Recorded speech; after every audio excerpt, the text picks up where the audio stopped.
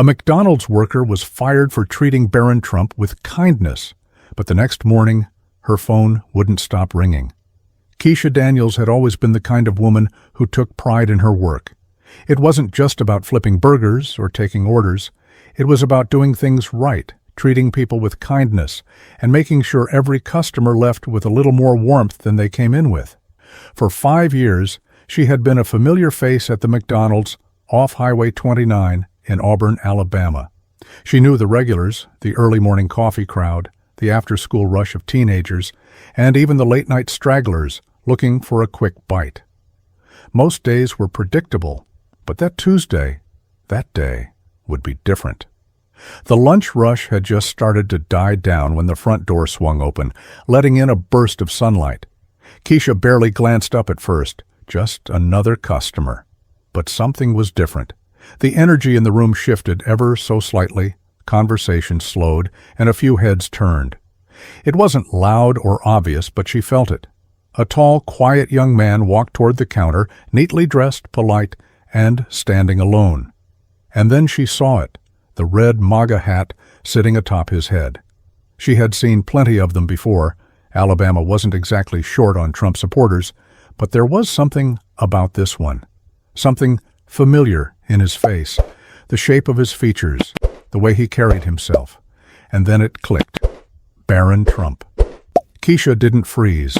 She didn't react. She just did what she always did. She smiled. "Welcome to McDonald's. What can I get for you today?" But as she reached for the register, something about the air in that room felt different. Keisha kept her focus on the young man in front of her, waiting for his order. She could feel the shift in the room, how the few customers inside had grown quieter, some sneaking glances his way, others outright staring. Barron, however, seemed unbothered. His voice was low but steady. "Just a quarter-pounder with cheese and a Sprite, please." She nodded and tapped the screen. "Fries with that?" A small smile. "Sure." Keisha grabbed a tray and moved to the back, loading up his order. As she reached for the fries, she saw the last batch looked stale, probably sitting there a little too long. Without thinking, she dumped them and turned to the fryer. "Give me a sec. I'll get you a fresh one." Barron gave a polite nod, his expression unreadable. He didn't act entitled or impatient, just normal, like any other kid. But not everyone saw it that way. Behind her, Keisha sensed movement, someone stepping forward, a presence lingering too close. She glanced over her shoulder and saw her shift manager, Greg Whitman, arms crossed, his mouth pressed in a tight line. He was staring, not at Barron, but at her. "You don't need to do that," he muttered, his voice low but firm. Keisha frowned. "Do what?" "The fries," he said, his tone clipped. "They were old. I'm just giving him fresh ones." Greg's eyes flicked toward Barron, then back to her. His expression wasn't just annoyed, it was cold. "Just give him what's there." Keisha stiffened. She had worked here long enough to know how things operated. Cutting corners wasn't the McDonald's way. If food wasn't fresh, it was supposed to be replaced. That was policy. She kept her voice even. "I do the same for anyone else." Greg exhaled sharply, but before he could respond, the fryer beeped.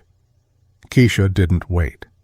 She scooped up the fresh fries, dropped them onto the tray, and turned back toward Barron. "Here you go," she said, setting the tray down with a practiced smile. Barron nodded. "Thanks."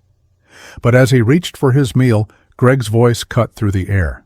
"Keisha, in the back, now." And just like that, her stomach dropped. Keisha felt every muscle in her body tense. The way Greg said it, low, clipped final, sent a chill through her. She had been here for 5 years. 5 years of double shifts, holiday hours, filling in when others called out. And now she was being called to the back like she was some kind of problem. She forced herself to move, to stay calm, to stay professional. As she passed the counter, she caught a glimpse of Barron. He wasn't eating yet. He was watching, his eyes flicking between her and Greg, his expression unreadable. Pushing through the swinging door, she entered the small, cramped manager's office. The smell of stale coffee lingered in the air. Greg followed close behind, shutting the door harder than necessary. "What the hell was that?" he demanded. Keisha turned, her brows knitting together. What? Greg folded his arms. "I told you to give him the fries we had. You went out of your way for him." Keisha let out a sharp breath. "I went out of my way to do my job. If it were anyone else, you wouldn't care?" Greg's jaw tightened. "You don't get to make those calls." She stared at him. Was he serious? "Since when is giving customers fresh food a problem?" Greg didn't answer.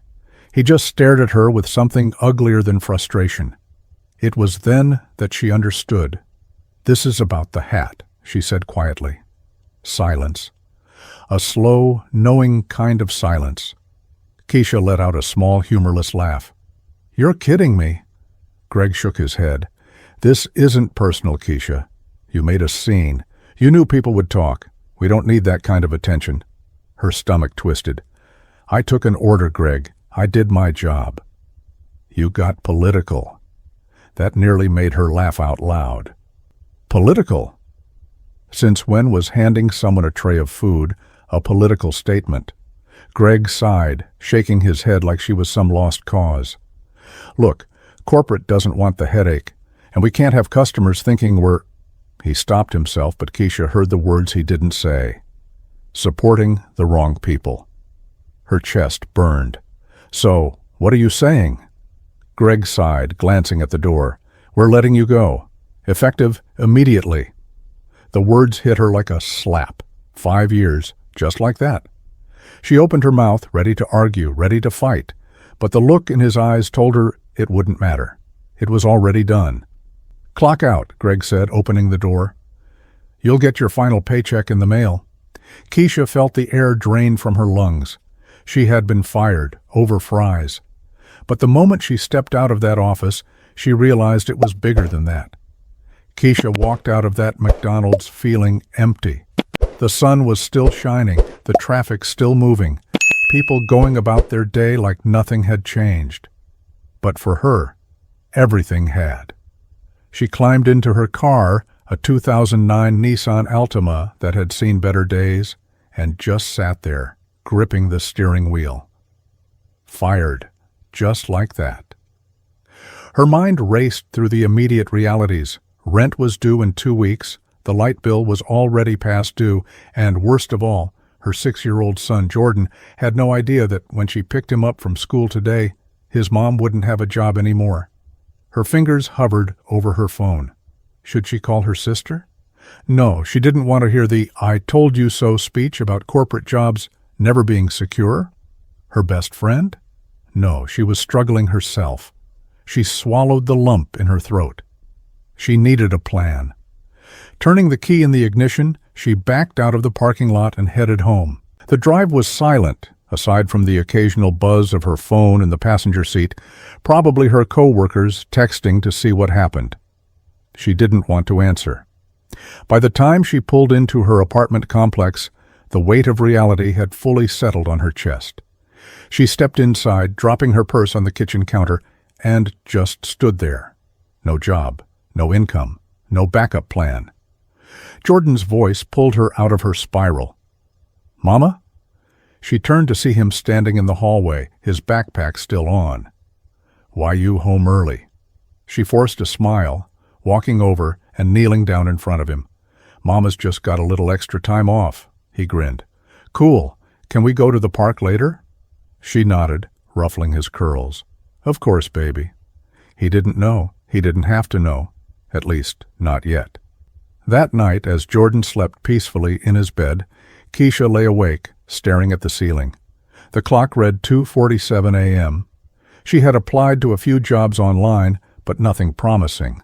Fast food, retail, everything felt like a step backward. She reached for her phone and opened Facebook. Maybe she could pick up some gig work, babysitting or cleaning houses. But as soon as she logged in, she froze. Her name was everywhere. Someone had recorded what happened at McDonald's, and it had already gone viral. She didn't know it yet, but by morning, the entire country would be talking about her. Keisha woke up to over 100 missed calls and messages. Her phone vibrated nonstop on the nightstand, lighting up the dark room. For a moment she thought she was dreaming. But then, as she sat up and rubbed her eyes, the reality hit her. Something big had happened overnight. With shaky hands she grabbed her phone and opened Facebook. Her face was everywhere. The video had spread like wildfire, recorded by someone in the restaurant, posted, shared, reshared. The headline on one of the posts made her stomach turn. McDonald's employee fired for being too nice to Barron Trump. Keisha's heart pounded. She scrolled through the comments, some filled with outrage, some defending McDonald's, and others, well, the internet was never short on opinions. Jordan's footsteps padded down the hallway. "Mama?" She quickly locked her phone and turned to him with a smile. "Hey, baby. You hungry?" He nodded, rubbing his eyes. "Can we have pancakes?" Keisha swallowed the knot in her throat. She needed to figure out what to do, fast. But before she could even get out of bed, her phone rang again. Unknown number.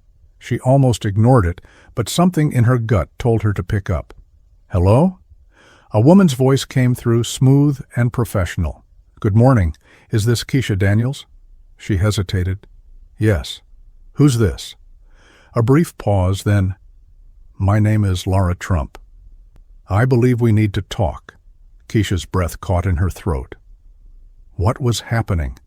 And why did it feel like her life was about to change?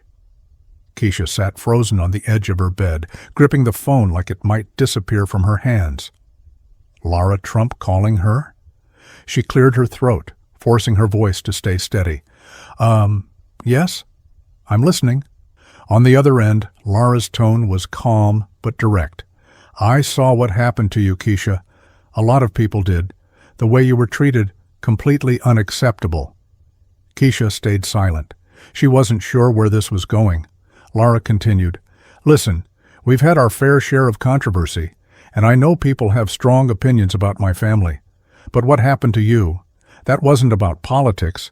That was about basic decency. You did your job, and you were punished for it." Keisha exhaled slowly.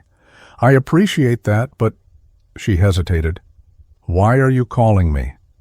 Lara let out a small chuckle. "I'll get straight to the point. We want to help." Keisha's heart skipped a beat. "I can't undo what happened," Lara continued, "but I can make sure you land on your feet. We have connections, businesses, people who'd be lucky to have someone as hardworking as you. If you're interested, I'd like to offer you a job, something better than McDonald's." Keisha's mind spun. A job, just like that. She wanted to say yes. Of course she did. She had bills, a son, a life she needed to rebuild. But she also knew the optics. Taking a job from the Trumps, the backlash, the labels. She took a deep breath. "Can I think about it?" Lara didn't seem surprised. "Of course, take your time. But know this. You deserve better than what happened to you. If you ever want to take that step, you have my number." The call ended. Keisha stared at the phone. A part of her wanted to call back immediately, to accept the offer and move forward. But another part whispered, "What will people say?" Before she could think too long, her phone buzzed again. This time, it was her pastor. "Keisha, you won't believe this. People have been calling all morning. They're raising money for you." Her chest tightened. "Raising money?" "Yes, child. Your story touched a lot of hearts. Someone even started a GoFundMe. You might not need another job right away." Keisha felt her knees go weak. She slowly sank onto the couch.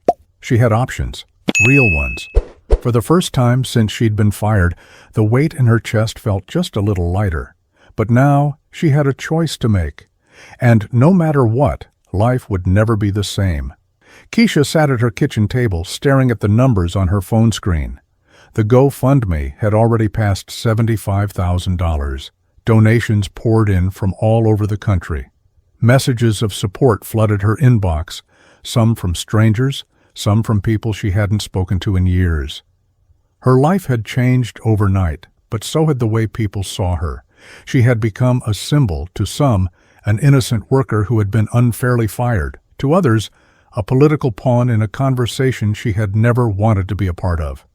And now, she had a choice to make. Take the job Lara Trump offered, stepping into a world she knew would bring attention, good and bad, or use the money people had donated to start over on her own terms. She closed her eyes. For years, she had followed the rules. She had worked hard, stayed quiet, and kept her head down. And where had that gotten her? Fired. Over fries. Not anymore. The next morning, Keisha made a decision. She called Lara Trump back and thanked her for the opportunity, but declined the job. Instead, she used the donation money to start her own business, a small catering company, something she had always dreamed of but never had the chance to pursue. Her story kept spreading, and before long, she had more customers than she could handle. Events, weddings, parties, people wanted to support her, not because of politics, but because she was damn good at what she did. And that was the lesson. Keisha Daniels had been fired for doing the right thing. But in the end, doing the right thing had given her something better than a paycheck. It gave her freedom. Sometimes the worst moments in life push us toward the best opportunities. Keisha could have stayed bitter, but instead, she used the situation to build something of her own. What would you have done in her shoes? If you've ever faced an unfair situation, let us know in the comments, and don't forget to subscribe for more incredible stories like this.